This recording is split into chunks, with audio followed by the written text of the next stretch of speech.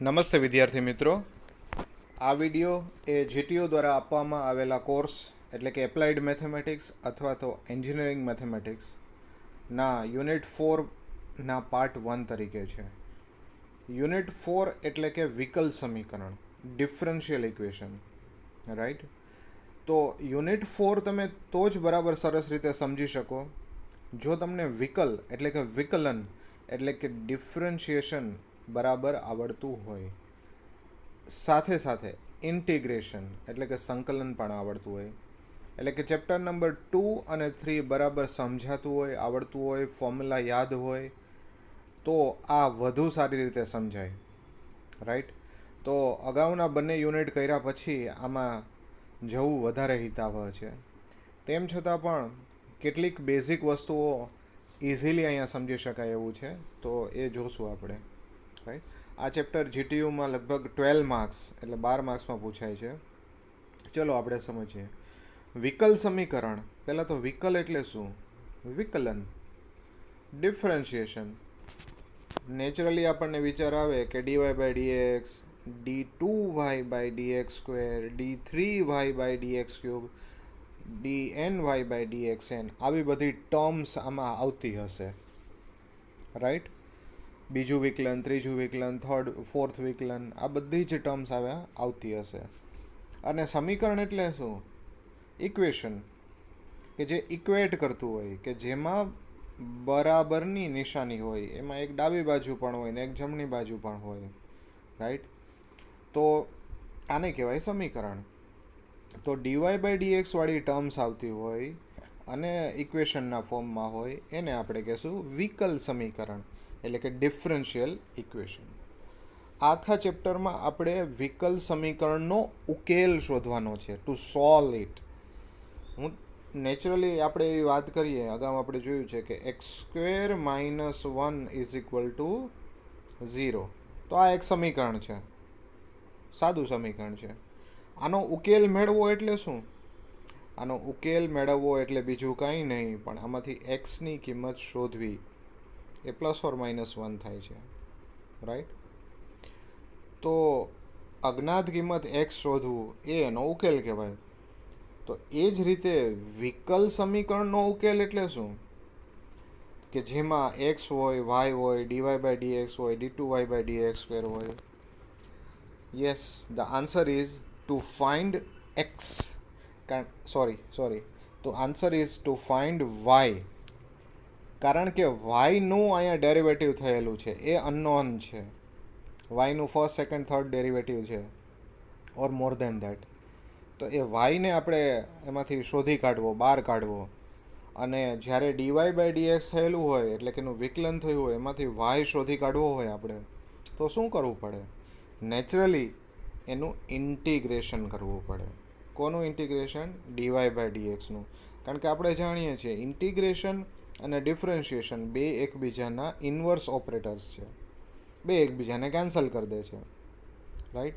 તો ઇન્ટિગ્રેશન કરશું અને વાય મળી જશે, એ જ તો આપણો આન્સર છે, રાઈટ. તો લેટ્સ સી આ વિકલ સમીકરણની કેટલીક પ્રોપર્ટીઝ છે એ પહેલાં આપણે સમજી લઈએ.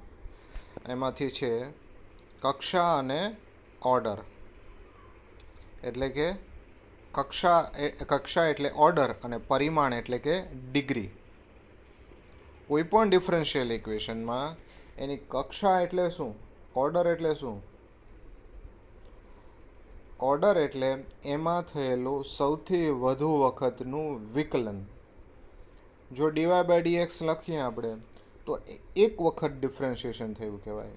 જો d2y બાય dx સ્ક્વેર લખીએ તો એ બે વખત વિકલન થયું કહેવાય. જો d3y બાય dx ક્યુબ લખીએ તો એ 3 વખત ડિફરન્સ છે. તો જેટલી વખત ડેરિવેટિવ થયું હોય, મેક્સિમમ નંબર ઓફ ટાઈમ્સ, એ એનો ઓર્ડર કહેવાય, રાઈટ. એટલે જેમ જજ કહે ને ઓર્ડર, એમ આનો મેક્સિમમ વખત જે ઓર્ડર થયો હોય એ સમીકરણનો ઓર્ડર છે. અને જજનું જ માનવું પડે, બીજા કોઈનું માનવું ન, બીજા કોઈ ચુકાદો આપી ન શકે, જજ જ જજમેન્ટ આપી શકે. તો જે સૌથી વધુ ડેરિવેટિવ થયું હોય એ ટર્મનો પાવર એ ટર્મની ઘાત, એની જ ઘાત, બીજા કોઈની નહીં. ભલે ઘાત બીજા કોઈ ટર્મમાં વધારે હોય એના કરતાં, પણ એ આપણે નથી જોવાનું. જજે શું કીધું, ઓર્ડર્સમાં ઘાત શું છે એ જ જોવાનું છે. એટલે કે એ ટર્મની ઘાત, એનો પાવર, એને કહેવાય પરિમાણ, એટલે કે ડિગ્રી. એક્ઝામ્પલથી સમજીએ એટલે વધારે ક્લિયર થાય. વેરી ફર્સ્ટ એક્ઝામ્પલ જો અહીંયા. હવે જો ફર્સ્ટ એક્ઝામ્પલમાં ડીવાય બાય ડીએક્સ છે, d2y/dx² પણ છે અને y પણ છે. તો આમાં સૌથી વધુ વખત ડેરિવેટિવ કેટલી વખત થયું છે? 2 ટાઈમ્સ, અને એ છે અહીંયા. તો એનો મતલબ થયો કે એનો ઓર્ડર એટલે કે કક્ષા કેટલી થઈ? 2. હવે જજ ફિક્સ થઈ ગયા, બરાબર. જજ કહેશે એ જ સાચું, બીજા કોઈને નહીં. તો એનો પાવર શું છે? એ જ ટર્મનો પાવર શું છે? તો એ ટર્મનો પાવર છે 3. એટલા માટે એની ડિગ્રી થઈ ગઈ 3. Right. Let's C one more example. અહીંયા આગળ 2 વખત વિકલન થયું છે, અહીંયા 3 વખત થયું છે, અહીંયા એક જ વાર થયું છે. સૌથી વધુ વખત ક્યાં થયું? અહીંયા આગળ. કેટલી વખત? 3 વખત. સો ઓર્ડર ઇઝ 3. હવે જજ કે એ જ સાચું, એટલે કે એનો જ પાવર સાચો, એ જ પાવરફુલ છે. તો એનો પાવર શું છે? 2. તો એનું પરિમાણ શું થઈ ગયું? 2. રાઈટ. One more example. અહીંયા કેટલી વખત ડેરિવેટિવ થયો? 2 ટાઈમ્સ. અહીંયા 1 ટાઈમ્સ. અહીંયા થયું જ નથી. તો એનો ઓર્ડર શું થયો? 2. અને એનો જ પાવર, એનો પાવર શું છે? જ્યારે આપણે d2y/dx² કરીએ છીએ ત્યારે 2 એ પાવર નથી, એ તો ઇન્ડિકેશન છે કે આનું 2 વખત ડેરિવેટિવ કરવાનું છે. એનો પાવર ખરેખર શું છે? એનો પાવર છે કાંઈ જ નહીં, એટલે 1. કોઈ જ પાવર ના હોય તો શું હંમેશા લખીએ છીએ આપણે? 1. એટલા માટે આની ડિગ્રી થઈ ગઈ 1. રાઈટ. આ નોર્મલ રીતે આપણે ઓર્ડર અને ડિગ્રી શોધી શકીએ. પણ આ પાવર ક્યારેય ફ્રેક્શનમાં હોય એવું ચાલે નહીં. અપૂર્ણાંકમાં હોય તો એને પૂર્ણાંકમાં કન્વર્ટ કરવું પડે. એટલે કે 3/2, 4/5 એવું હોય તો એને નંબર્સમાં કન્વર્ટ કરવું પડે. રાઈટ. ચલો જોઈએ. અહીંયા જો ફોર્થ એક્ઝામ્પલમાં 1 + dy/dx² ધ હોલ પાવર 3/2 છે. તો 3/2 ના ચાલે. એ પરફેક્ટ, એ નંબર પરફેક્ટ હોવો જોઈએ, ઇન્ટીજર હોવો જોઈએ, ફ્રેક્શન ચાલે નહીં. તો આને ઇન્ટીજરમાં કન્વર્ટ કરવા માટે શું કરવું પડે? તો આ સમીકરણમાં એવી કોઈ પ્રોસેસ કરવી પડે કે જેને કારણે ઇન્ટીજર થઈ જાય. અને નેચરલી આપણને લાગે છે કે જો આ પાવરને આપણે 2થી મલ્ટીપ્લાય કરી દઈએ તો 3/2 × 2 એટલે 3 થઈ જાય, એટલે ઇન્ટીજરમાં કન્વર્ટ થઈ જાય, બરાબર. પણ લેફ્ટ હેન્ડ સાઈડ જેવું કરીએ એવું જ આપણે રાઈટ હેન્ડ સાઈડ પણ કરવું પડે. ઇક્વેશનમાં કોઈ એક સાઈડ આપણે કરીને મૂકી દઈએ એવું ચાલે નહીં. તો અહીંયા બંને બાજુ વર્ગ કરતા, સ્ક્વેરિંગ બોથ ધ સાઇડ્સ, એટલે 2 પાવર કરીએ તો ફાઇનલી આ થઈ જશે 3. જ્યારે આ 7² 49 અને d2y/dx² નો પાવર થઈ જશે 2 × 2 એટલે 4. હવે જુઓ, હવે આ બરાબર સેટ થયું. હવે આમાં સૌથી વધુ વાર વિકલન ક્યાં છે?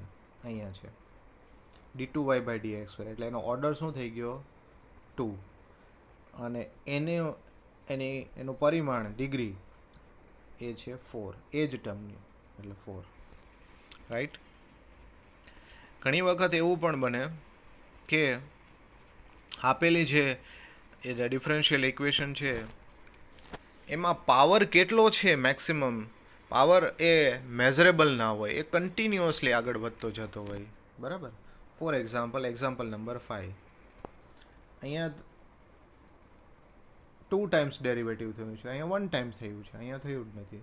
તો ઓર્ડર ફિક્સ થઈ ગયો કે 2 છે, બરાબર. પણ અહીંયા પરિમાણનો ઇસ્યુ છે, કારણ કે e⁻x છે એ એક પોલિનોમિયલ છે. e⁻x એક પોલિનોમિયલ છે અને એ કન્ટિન્યુઅસલી આગળ વધતી પોલિનોમિયલ છે. જો એને આપણે સિરીઝ, પોલિનોમિયલ નહીં પણ ઇન્ફાઇનાઇટ સિરીઝ છે, જો એ આવી રીતે વધે છે 1 + x² / 2 factorial +x³ / 3 factorial and similarly so on. Never ending process છે. તો આ કોઈ ડેફિનેટ ટર્મ થતી નથી. તો dy/dx ફંક્શનની અંદર છે, કમ્પોઝિશનમાં છે, અને આ ડેફિનેટ ટર્મ બનતી નથી. એટલા માટે આનું કોઈ પરિમાણ નથી. We don't have any degree. Order છે પણ એની ડિગ્રી છે નહીં. રાઈટ. તો અહીંયા આગળ ઓર્ડર મળી ગયો પણ ડિગ્રીનો ઇસ્યુ થયો. બરાબર. ચાલો one more example. Example number 6. અહીંયા ફરીથી એ જ લોજિક સાથે ઓર્ડર મળી જાય છે 3 છે, પણ આગળ ઉપર જતાં સાઇન છે એ એક સિરીઝ છે, ઇન્ફાઇનાઇટ સિરીઝ છે. અને જો સિરીઝ તમારે જોવી હોય તો આવા ફોર્મમાં છે. sin x is x minus x³ / 3 factorial plus x⁵ / 5 factorial plus minus x⁷ / 7 factorial and similarly so on. આમ પાવર વધતા જ જાય છે, નેવર એન્ડિંગ છે. રાઈટ. તો અહીંયા આગળ એ કેટલો પાવર થશે એ જજ કરી શકાય નહીં. દેટ્સ વાય કક્ષા મળી જશે પણ એને કોઈ પરિમાણ નથી, no degree. Right. One more એક્ઝામ્પલ, 7th એક્ઝામ્પલ. અહીંયા ક્યુબ રૂટ છે, એટલે કે કોઈ પણનું ક્યુબ રૂટ હોય તો કેટલો પાવર હોય? 1/3. અને અહીંયા છે સ્ક્વેર રૂટ, તો સ્ક્વેર રૂટ એટલે કેટલો પાવર હોય? 1/2. તો જો અહીંયા 1/3 અને અહીંયા 1/2 ફ્રેક્શન્સ છે, અને ઇન્ટીજરમાં કન્વર્ટ કરવું હોય તો કઈ રીતે થાય?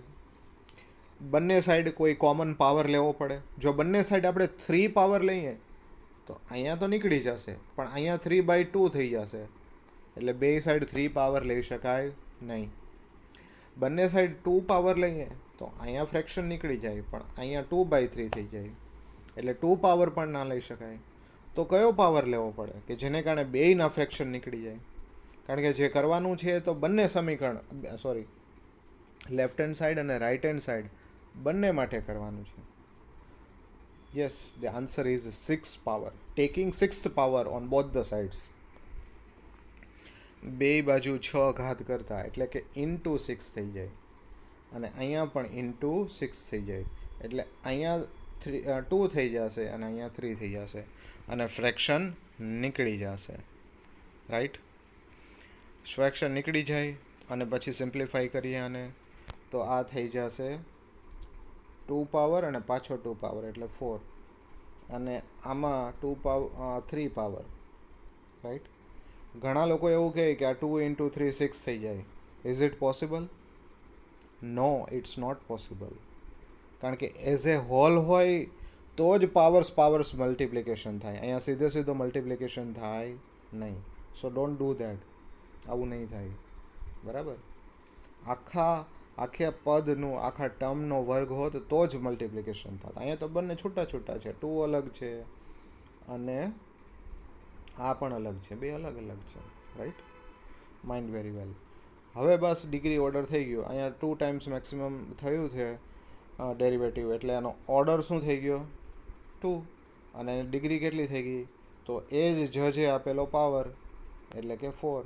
તો order is 2 and degree is 4. Right.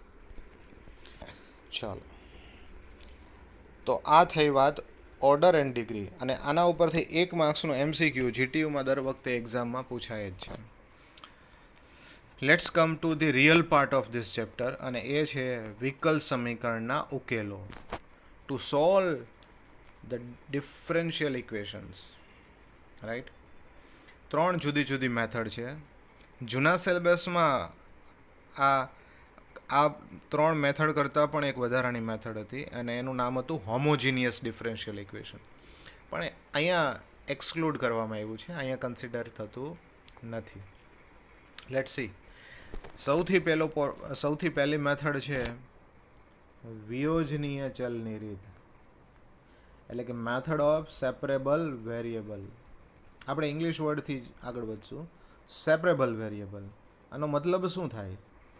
Something is to separate. અને સેપરેટ કરવું એટલે શું? સેપરેટ કરવું એટલે છૂટા પાડવું. કોને છૂટા પાડવાનું?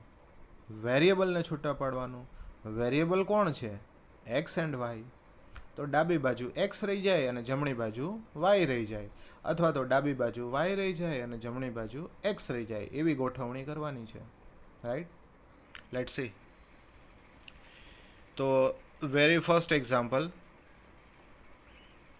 dy by dx is equal to y by x. હવે જો લેફ્ટ હેન્ડ સાઈડ dy છે, તો આ dy સાથે આ y આપણે ભેગો કરી દઈએ. y અહીંયા મલ્ટિપ્લિકેશનમાં છે, આ બાજુ આવશે તો ડિનોમિનેટરમાં આવી જશે, એટલે 1/y dy. અને આ dx અહીંયા ડિનોમિનેટરમાં છે, એ dx ને આ બાજુ લાવી દઈએ તો 1/x dx. ધ્યાન એટલું જ રાખવાનું કે 1/dy ક્યાંય ન થઈ જાય અને 1/dx ક્યાંય ના થઈ જાય, કારણ કે ઇન્ટિગ્રેશન કરવાનું થાય ને. ઇન્ટિગ્રેશન કરવાનું હોય તો ઇન્ટિગ્રેશન dy હોય અથવા તો ઇન્ટિગ્રેશન dx હોય. એટલે આ ધ્યાનમાં રાખી અને વેરિયેબલને આડાવડા ફેરવી નાખવાનું. જો અહીંયા આગળ આપણું કામ થઈ ગયું છે, લેફ્ટ હેન્ડ સાઈડ બધું y છે અને રાઈટ હેન્ડ સાઈડ બધું xx છે, તો પડી ગયા છૂટા. આ જ તો મેથડ છે સેપરેબલ ઓફ વેરિયેબલ. થઈ ગયું એટલે હવે ઇન્ટિગ્રેશન કરી નાખીએ, taking integration both the sides. હવે આ એક્ઝામ્પલ ઇન્ટિગ્રેશનનો થઈ ગયો. રાઈટ? ચાલો, તો 1/y નું ઇન્ટિગ્રેશન શું થાય? એટલે કે 1/y કોનું ડેરિવેટિવ છે?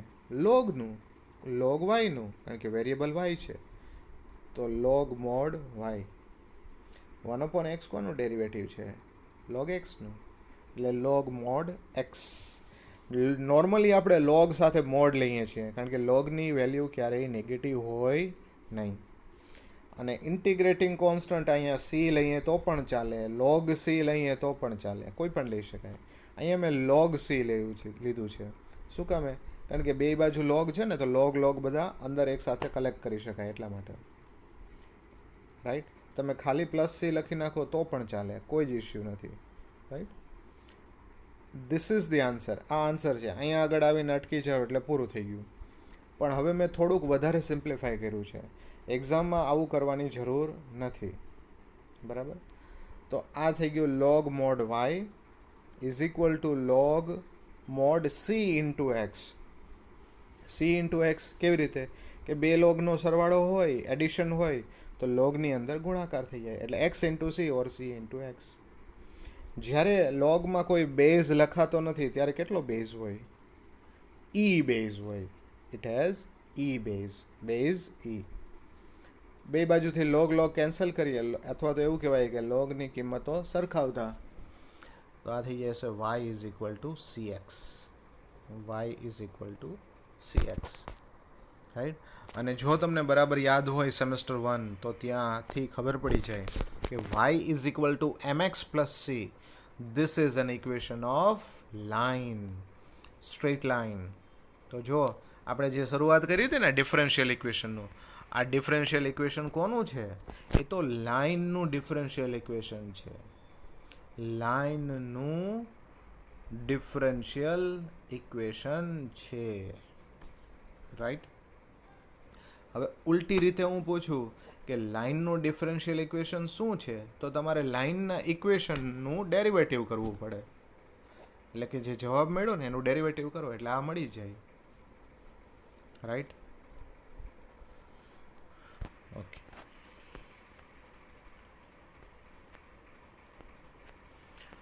લાઇનમાં જો તમને બરાબર યાદ હોય તો સ્લોપ આવતું હતું, એટલે કે ઢાળ આવતું હતું.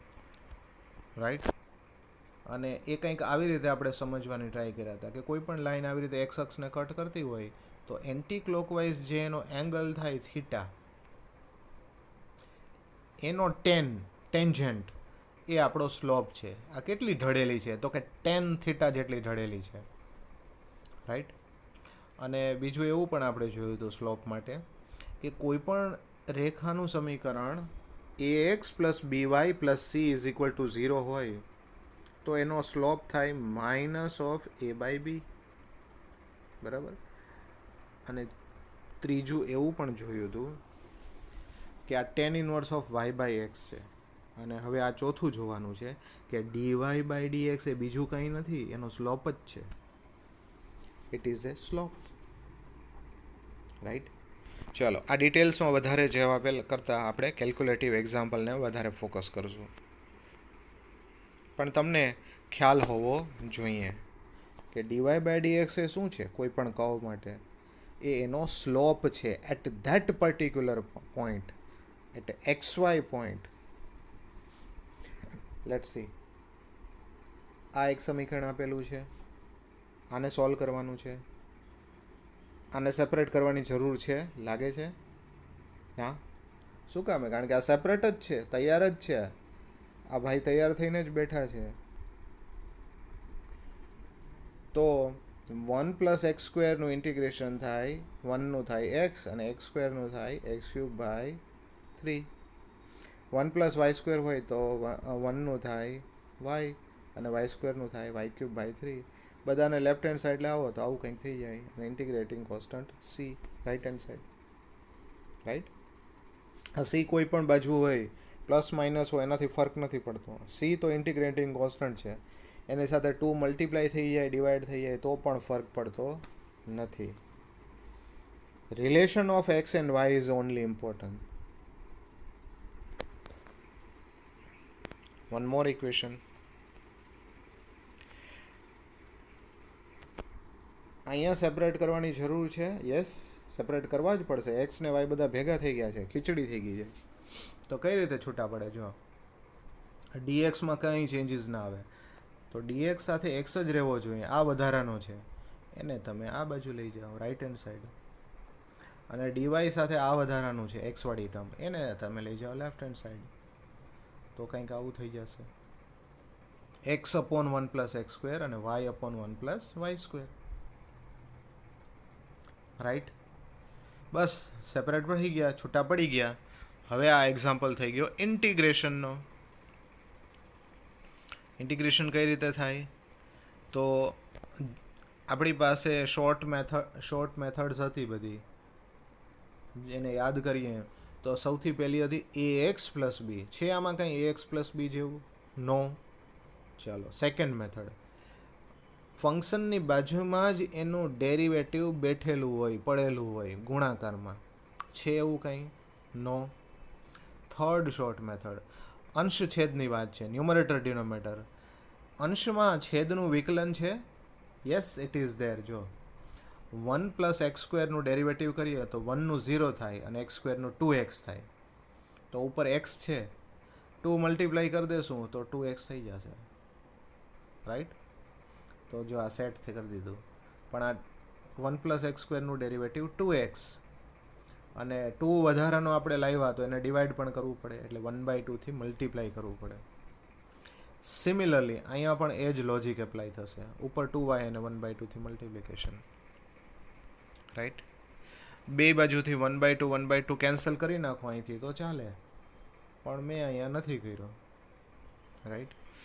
તો આ થઈ ગયું.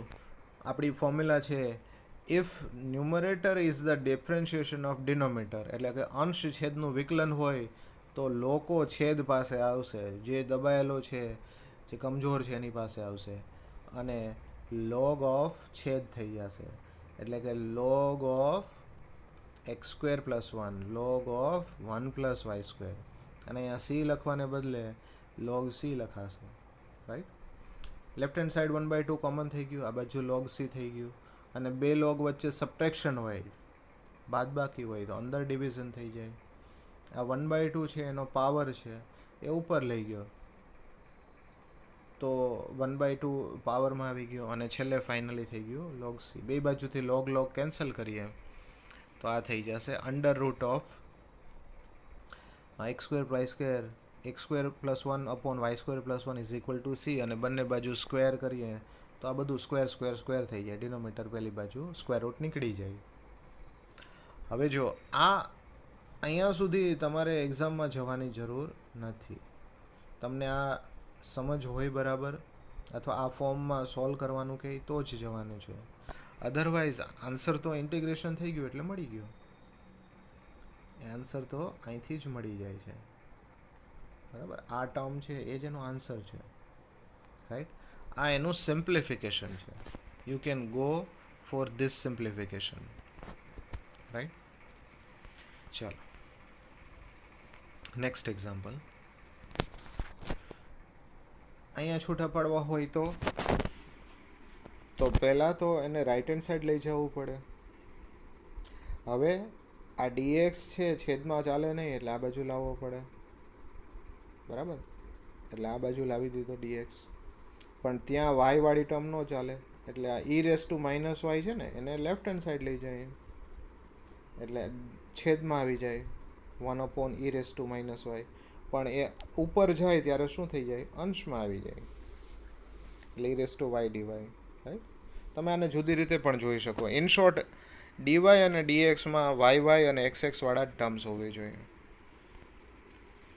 ચાલો, ઈ રેસ ટુ વાયનું integration e raise to y અને માઇનસ ઓફ એક્સ સ્ક્વેરનું integration minus of x³/3 power rule. So simple, very easy, right. હવે આ ઇન્ટિગ્રેશનના જ એક્ઝામ્પલ થઈ જાય એવું લાગે છે. One more example. આને છૂટા પાડવા છે. એક્સ વાળી ટર્મ એક્સ બાજુ રાખો અને જે વાય છે એને જ ડીવાય સાઈડ લઈ જાઓ, એટલે 2/y અને આ બધું આ બાજુ જ રહેશે. પડી ગયા છૂટા. 2/y તો 2 એમનું એમ અને 1/y નું થાય log y. 1/y નું થાય log mod y. હવે x + 2/x નું ઇન્ટિગ્રેશન કઈ રીતે થાય? તો એને સેપરેટ કરવા પડે, છૂટા કરવા પડે, કારણ કે ઇન્ટિગ્રેશનમાં ભાગાકાર માટેનો કોઈ નિયમ છે નહીં. અને કોઈ જો પોતાના ઘરનો નિયમ પરીક્ષામાં લખીને આવે, બનાવીને આવે, તો એ દાખલો ખોટો પડે. એટલે કે અંશનું ઇન્ટિગ્રેશન કરી નાખો અને છેદનું કરી નાખો, અથવા બીજી કોઈ મેથડ એપ્લાય કરો, નોટ પોસિબલ. અને છૂટા જ પાડવા પડે. સો x/x ઇઝ 1 અને 2/x. 1 નું થઈ ગયું x અને 2 as it is log mod x. અને અહીંયા c લેવાને બદલે મેં log c લીધો છે. 2 સાથે log y નો મલ્ટિપ્લિકેશન કરી નાખું તો log ઓફ y², આ માઇનસ log ઓફ x², કારણ કે log સાથે ગુણાકારમાં એ ઘાતમાં આવી જાય, આપણે જાણીએ જ છીએ. માઇનસ log c અને આ બાજુ x, આ બધા જ log ભેગા થઈ ગયા, કારણ કે બે log વચ્ચે માઇનસ હોય તો એ લોગની અંદર ડિવિઝન થઈ જાય, ભાગાકાર થઈ જાય. એટલે y² એક ન્યુમરેટરમાં રહેશે અને x² અને c બંને ડિનોમિનેટરમાં આવી જશે, રાઈટ. અને છેલ્લે ફાઇનલી આ લોગનો ઈ બેઝ છે, એટલે લોગનું કન્વર્ઝન કર્યું છે. જો લોગનું કન્વર્ઝન કઈ રીતે થાય? તો કે બે બાજુની કિંમતોની અદલા બદલી થાય, એટલે x આ બાજુ આવી જાય અને y² વાળી ક્વોન્ટિટી આખી રાઈટ હેન્ડ સાઈડ વહી જાય. આ આપણે જાણીએ છીએ, લોગના ચેપ્ટરમાં સેમેસ્ટર 1માં શીખ્યા છીએ, રાઈટ. હવે આ છે એનું ઇન્ટરપ્રિટેશન ઓર મોર ફર્ધર સિમ્પ્લિફિકેશન છે. આન્સર તો અહીંયા જ આવી ગયો છે. જો આન્સર તો અહીંયા જ્યાં ઇન્ટિગ્રેશન થઈ ગયું ત્યાં આન્સર આવી ગયો છે. આ એનું ફર્ધર સિમ્પ્લિફિકેશન છે. You are advise to go up to this, but you are not required to go up to this, right. આ એનો આન્સર જ છે. ચાલો, એક્ઝામ્પલ નંબર 7 આવું છે. છૂટા કઈ રીતે પડે? ડાયરેક્ટ આઈડિયા નથી આવતો, અંદર કંઈક કોમન જેવું લાગે છે.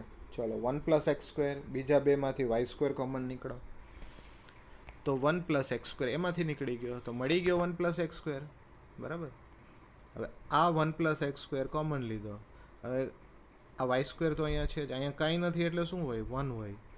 એટલા માટે બીજી ટર્મ 1 + y² આવી. અહીંયા કાંઈ ન હોય એટલે 1 હોય, રાઈટ. y વાળા બધા ડાબી બાજુ જવા દઈએ તો √1 + y² આવી ગયું, અને x વાળા આ બાજુ જ રાખ્યા, dx ને આ બાજુ લઈ લીધું. પડી ગયું છૂટું, સેપરેટ થઈ ગયું છે, બસ ઇન્ટિગ્રેશન કરી નાખીએ. હવે આ એક્ઝામ્પલ ઇન્ટિગ્રેશનનો છે, તો શોર્ટ મેથડ પ્રમાણે જવું પડે. શું છે શોર્ટ મેથડ? તરત જ આપણને પહેલો વિચાર આવે ax + b. છે ક્યાંય ax + b? લાગતું તો નથી. બીજી મેથડ, કોઈ ફંક્શન હોય અને બાજુમાં જેનું ડેરિવેટિવ પડેલું હોય એવું લાગે છે, યસ ઇટ ઇઝ ધેર. એવું જ છે. જો આ 1+y² છે ને એ જ તો ફંક્શન છે. એને ન્યુમરેટરમાં લઈ જાય અંશમાં તો 1/2 પાવર જે પ્લસ છે એ માઇનસ થઈ જશે. અને બાજુમાં જો એનું ડેરિવેટિવ છે જ પણ દેખાતું નથી, y છે. હમણાં જોશું આપણે. હવે ઘણા લોકોને એવો વિચાર આવે કે આ તો અંશછેદની વાત છે, પણ અંશછેદની વાત નથી. કારણ કે છેદમાં એટલે કે ડિનોમીટરમાં √1+y² છે. ખાલી 1+y² હોત તો થાત કે ચાલો ઓકે 1નું 0, y²નું 2y, એટલે 0 + 2y એટલે 2y. પણ આ √1+y² છે. અને √1+y² નું ડેરિવેટિવ શું થાય? 1/2 √1+y². રાઈટ? તો એવું ઉપર છે નહીં, એટલે આ અંશછેદની વાત નથી. બરાબર? And this is a formula. આ ઇન્ટિગ્રેશનની અગેઇન ફોર્મ્યુલા છે. આપણે પાર્ટ 3માં જોયું હતું કે આ બધું ફોર્મ્યુલા બેઝડ પાર્ટ વધારે છે. બરાબર? આ ટનલવાળો કેસ નથી, એટલે કે 1/√, નથી, આ ઉપર જ છે અંડરરૂટમાં. બરાબર? રાઈટ. તો ફાઇનલી આ ફોર્મ્યુલા પ્રમાણે જે કોઈ પણ ફંક્શનનો n પાવર હોય અને બાજુમાં જેનું ડેરિવેટિવ પડેલું હોય, આપણે સેટ કરી દીધું 2y અને 2થી ડિવાઈડ કરી દીધો, તો આનું ઇન્ટિગ્રેશન શું થાય? એક પાવર વધી જાય અને એટલું જ પાછો છેદમાં આવે. તો અહીંયા વધી ગયો છે. જો -1/2 + 1 કેટલા થાય? -1/2 + 1, ઇટ ઇઝ 1/2 ઓનલી. અને એટલા જ માટે આ 1/2 ઉપર આવ્યો અને 1/2 નીચે છેદમાં આવી ગયો. આગળ એડજસ્ટ થયેલો 1/2 તો છે જ. બરાબર? and this is the formula only. આ આપણે યાદ જ રાખવાની છે. x/2 √this 1/2 log of x plus √x² + 1. Right? તો આવા બધા એક્ઝામ્પલ આપણે કરી શકીએ. Let's see one more example. ફરીથી છૂટા પાડવાનો પ્રયત્ન કરીએ, સેપરેટ કરવાનો ટ્રાય કરીએ. બધું y આ બાજુ છે અને 1+e⁻x હતું ને એને આ બાજુ લાવી દીધું, તો છેદમાં આવી ગયું. પડી ગયા છૂટા. હવે અંશછેદનો ઇન્ટિગ્રેશન હોય એવું લાગે છે, પણ એવું નથી. જો કારણ કે 1+y નું ડેરિવેટિવ શું થાય? 1નું 0, y નું 1. કારણ કે વિથ રિસ્પેક્ટ ટુ y છે ને. 1નું 0, y નું 1, એટલે 1 હોવું જોઈએ. અહીં તો y છે, એટલે આ અંશછેદવાળી શોર્ટ મેથડ નથી. આને કન્વર્ટ કરવી પડશે એવા કંઈક ફોર્મમાં. તો એક એડજસ્ટમેન્ટ કર્યું છે અહીંયા. બરાબર જોજો. y ની જગ્યાએ 1+y લીધો અને પછી પાછો -1 કરી નાખ્યો, એટલે 1 તો કેન્સલ જ થાય છે અને y રહી ગયો એમનું એમ, એટલે બેલેન્સ થઈ ગયું. રાઈટ?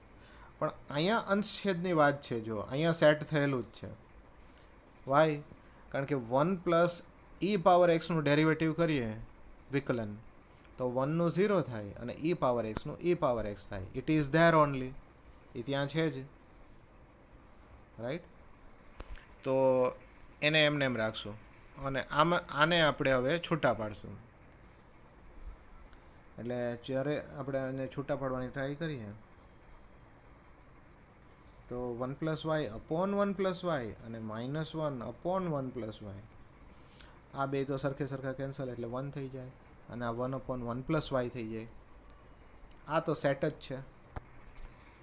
1નું ઇન્ટિગ્રેશન થાય y અને આ ઉપર એનું ડેરિવેટિવ આવી ગયું 1+y નું થાય 1, સો log mod 1+y. હવે 1+e આ સેટ હતું એમાં પણ log થઈ જશે, કારણ કે ઉપર ડેરિવેટિવ છે જ. So finally this is the answer. આ આન્સર મળી ગયો આપણને, પણ હજી એને થોડુંક સિમ્પ્લિફાય કરવું હોય તો આવું કંઈક થાય. આ c ને આ બાજુ લઈએ તો y - c, અને log વાળાને ભેગા કરીએ તો એડિશન થઈ જાય અને અંદર થઈ જાય મલ્ટિપ્લિકેશન એક લોગમાં. અને આ લોગ દૂર કરવો હોય તો અદલા બદલી થાય. આપણે લોગના નિયમ પ્રમાણે જોયું જ છે.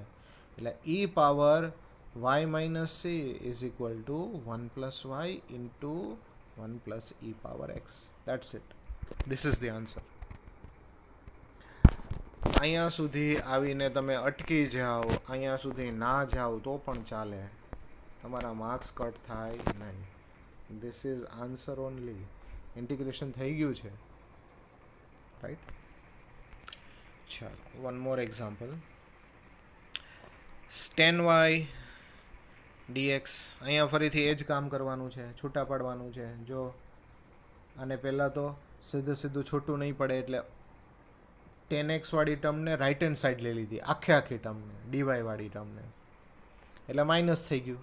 હવે xx વાળા ભેગા કરો તો આ tan x છે લેફ્ટ હેન્ડ સાઈડ જાય તો 1/tan x થાય, એટલે cot x થઈ ગયું. અને આ tan y છે 1/tan y એટલે cot y થઈ ગયું. જો આ બધું y આવી ગયું, બસ ઇન્ટિગ્રેશન કરી નાખો. cot x નું થાય, ફોર્મ્યુલા જ છે log mod sin x, અને tan x નું ડેરિવેટિવ ઉપર પડેલું જ છે. જો tan y નું ડેરિવેટિવ થાય sec²y, છે જ ઉપર, અંશછેદનો કેસ સેટ થયેલો છે, એટલે આનો જવાબ થાય log mod છેદ, એટલે કે log mod tan y. અહીંયા આપણે log c લઈ લીધો, c લઈએ તો પણ ચાલે. આ છે, આ right hand side left hand side આવે એટલે પ્લસ થઈ જાય, આ log c.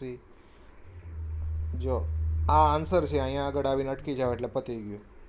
પણ હજુ વધારે સિમ્પ્લિફાય કરીએ તો log ભેગા કરીએ એટલે લોગની અંદર મલ્ટિપ્લિકેશન વાળું ટર્મ આવી ગઈ, આ બાજુ log c આવી ગઈ, log કેન્સલ કર્યા, હવે ક્યાંય log દેખાતો નથી. sin x tan y = c, right. One more example. અહીંયા એક એક્સ્ટ્રા કન્ડિશન છે, y@1 = 1, બરાબર. y@1 = 1 નો મતલબ શું થાય કે જ્યારે x 1 હશે ત્યારે y 1 થઈ જશે, કારણ કે આપણું ફંક્શન f of x હોય ને, અથવા તો y of x હોય, તો x ની જગ્યાએ જ્યારે 1 હોય ત્યારે y 1 થઈ જાય. હવે જો આને બદલે મેં એવી કન્ડિશન હોત કે y@0 = 1, તો શું થાય? x ની કિંમત 0 હોય ત્યારે y ની કિંમત 1 થાય. બસ આટલું જ ઇન્ટરપ્રિટેશન, બરાબર. આમાં કોઈ કન્ફ્યુઝન રહેવું જોઈએ નહીં. ચાલો, છૂટા પાડવાના છે, કોમન લઈ લીધા, e પાવર -y, અહીંયા છે ને -1 -y પાવર, બરાબર. હવે e પાવર -y અહીંયા ગુણાકારમાં છે, આ બાજુ જાય તો ભાગાકારમાં આવી જાય, ડિવિઝનમાં, અને આ dx ને આ બાજુ લઈ લીધો, પડી ગયા છૂટા, રાઈટ. e પાવર -y ઉપર જાય તો પ્લસ પાવર થઈ જાય, અને આ તો છે જ e પાવર y નું integration, e power y, e power x નું e પાવર x, અને x² નું થાય x³/3. આ e ના ઇન્ટિગ્રેશન કરવામાં મજા આવી જાય છે, કારણ કે એનું ઇન્ટિગ્રેશન એનું એ જ થાય, અને એનું ડેરિવેટિવ પણ એનું એ જ થાય, રાઈટ. હવે કન્ડિશનનો યુઝ કરીએ. આમાં જે c આવ્યો છે એ c ની વેલ્યુ આપણે ફાઇન્ડ કરવાની થાય. કઈ રીતે? તો આ કન્ડિશનનો ઉપયોગ કરીને કે x 1 હોય ત્યારે y પણ 1 હોય, રાઈટ. જો x 1 હોય ત્યારે y પણ 1 હોય, એ કન્ડિશન આમાં વાપરીએ આપણે, તો આ થઈ જાય e પાવર 1 1/3, કારણ કે x 1 છે ને, અને c e કેન્સલ એટલે c થઈ જશે -1/3. અહીંયા ભૂલ છે, c થઈ જશે -1/3. પણ કોઈ બહુ મોટો ફરક નહીં પડે, કારણ કે કોન્સ્ટન્ટ તો છે ને, પ્લસ માઇનસનું વેરિએશન હોય તો ચાલે, ત્યાં સુધી ઇગ્નોરેબલ છે. છતાં પણ આપણે અહીંયા લખવું c = -1/3, બરાબર. અને એને ઇક્વેશન 1માં આપણે મૂકી દઈએ તો આ થઈ જશે e power y e power x x³/3 -1/3, right. This should be -1/3. જો આવું કરવાનું લોજિક શું થયું, જ્યાં સુધી c હતો ને, c ત્યાં સુધી આ ફેમિલી ઓફ કર્વ્સ હતી, આ બહુ મોટું કુટુંબ હતું ફેમિલીનું, આમ ઇન્ફાઇનેટલી મેની ફેમિલીઝ હતી. પણ c ની કિંમત મૂકી દીધી એટલે આમાંથી આપણે એક વ્યક્તિને હાઈજેક કરી લીધો, ફેમિલીમાંથી એક વ્યક્તિને લઈ લીધો.